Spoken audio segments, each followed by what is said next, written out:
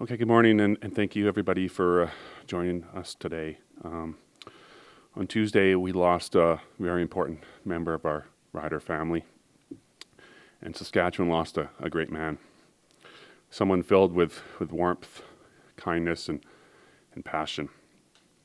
The Riders lost someone who helped change the course of history for our team. On a personal level, Jim changed the course of my life, bringing me back home to Saskatchewan, and for that, I'm forever grateful.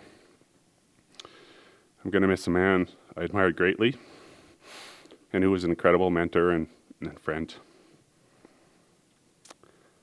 But most of all, my thoughts are with his incredible wife, Brenda, who has an unmatched strength, and his two amazing kids, Carrie and Tyler. And we offer to them our deepest condolences. So I'll open up for questions. Sorry, Brett or Brett? Okay, sorry. Can you just go into detail a little bit about how you said he brought you back to Saskatchewan? Yeah, I met Jim for the first time when I interviewed for the chief financial officer position with the club, and right from the moment I met him, I thought this is somebody I want to work with and work for. And was extremely excited and grateful when he gave me that opportunity to come home to Saskatchewan. I was working in Alberta. Had always thought about coming home. Loved this team so much, and saw obviously Jim loved this team so much. And I just thought he was someone that I could learn a great deal from, someone I would enjoy coming to work with every single day.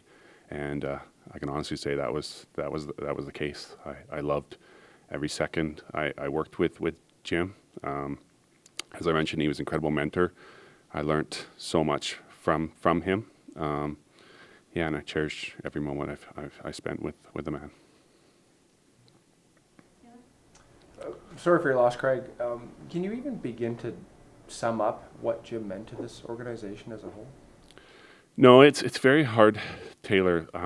We had a chance to honor Jim a few weeks ago at the Jim Hopson Auditorium when we named that after him, and tried to put it down in words, but it was difficult. He, as I mentioned, he changed the course for this club forever. He's the first to admit he didn't do it alone. Obviously the board made a courageous decision to hire Jim in the first place. They certainly hired the right person, but he just brought a change in attitude. He brought a belief that this club could be great and it could be what it is today. And it's debatable, would we be in this facility, this amazing facility, without Jim. He did so much for this club. No matter how many accolades we bestow upon him, it's still not enough to thank him for what he did and the leadership he showed throughout his tenure here. I believe the press conference was in the old locker room at the old stadium when you officially took over. What do you remember sort of about that whole transition and some of the advice that he might have passed along to you during that time? Yeah, Jim was so great. He was so great because he was just there. Like he wasn't, and that's just his way. He wasn't overbearing. He wasn't, you should do it this way, or have you thought about this? He just was there for me to ask questions of, and to be there to support, and to bounce ideas off of. And he was that mentor role, and that's just who he was. He was like that when throughout his entire time. Like he believed in people, and he just believed in the people that worked for him, and I was fortunate enough to be one of those people that he believed in me, and so it just, you had the confidence that you're gonna have him to support you through the transition, and then after the transition, you just knew he was going to be there for you because he believed in you. Craig, how did you find out about his passing? Kind of just your thoughts and emotions when you heard about it. Yeah, I found out Tuesday late afternoon. I was with my family in Phoenix, and Brenda had mentioned to me on Saturday that Jim was not doing as well, and he's probably towards his final days, and his family was coming to sort of say their goodbyes. So I guess in one respect you're sort of prepared for to hear, but I don't know if you truly are.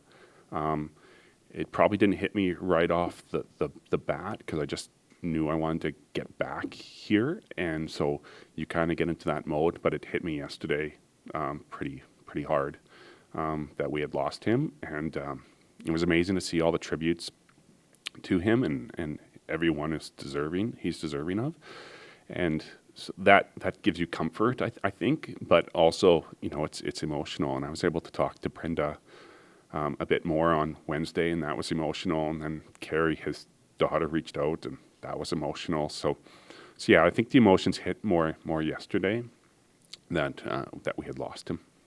What have just these last few years been like, just talking to Jim and everything? Because talking to other people, he's still positive and still kind of the same old Jim despite the diagnosis.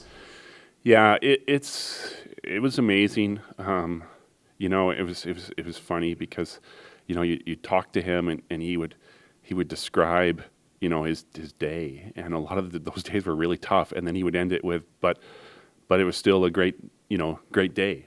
He was still positive at the end of it.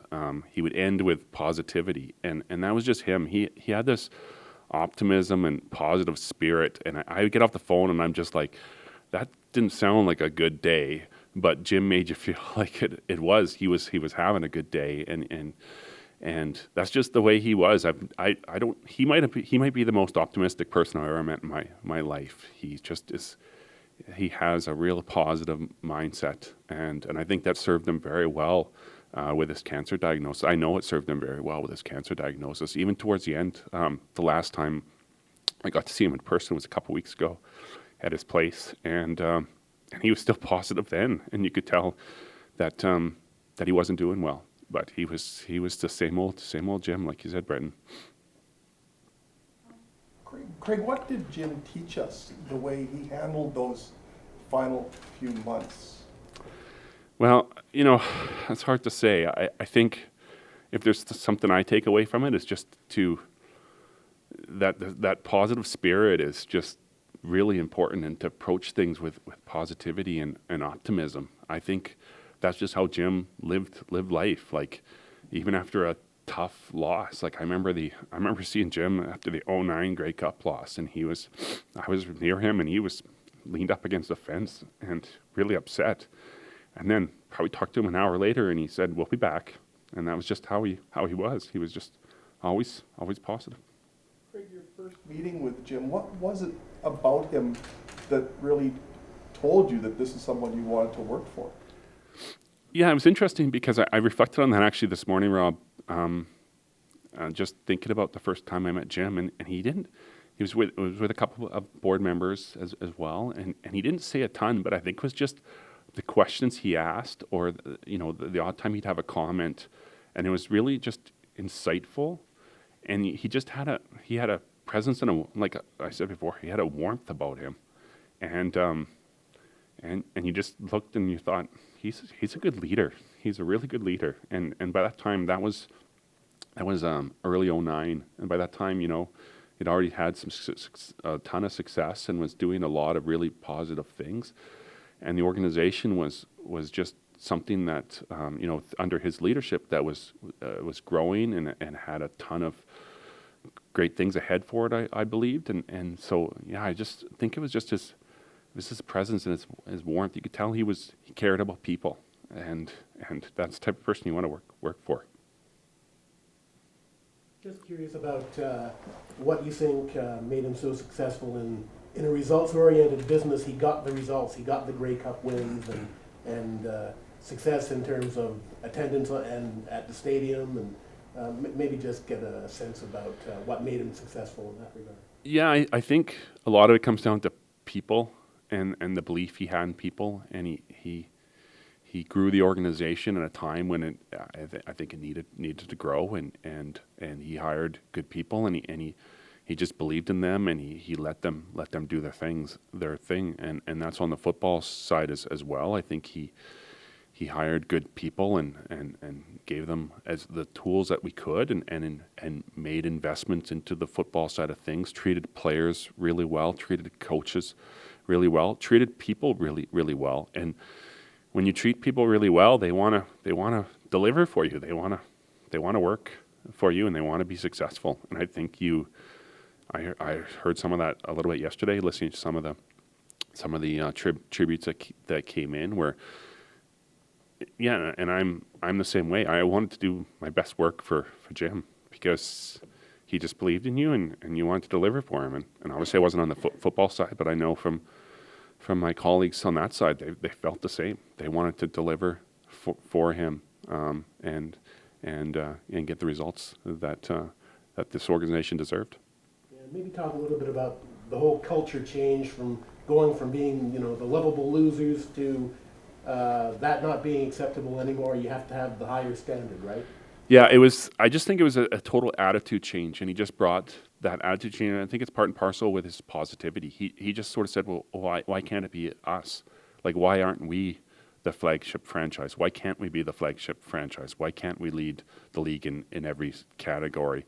And he just sort of believed in that, and had that sort of positive attitude, and he inspired others to believe in that too. Because we always had the fan base. We've always had the fan base, but he just inspired, I think people to truly believe that we could do that. Then you combine that with some of the things I said before, where we hire good people, and you empower them, and you give them the tools to do things, and you inspire that belief in them. And I think this wonderful new stadium is just a prime example of that. He made the province believe that we deserved the best stadium in Canada, and this is, and we should be very proud of what we have here, because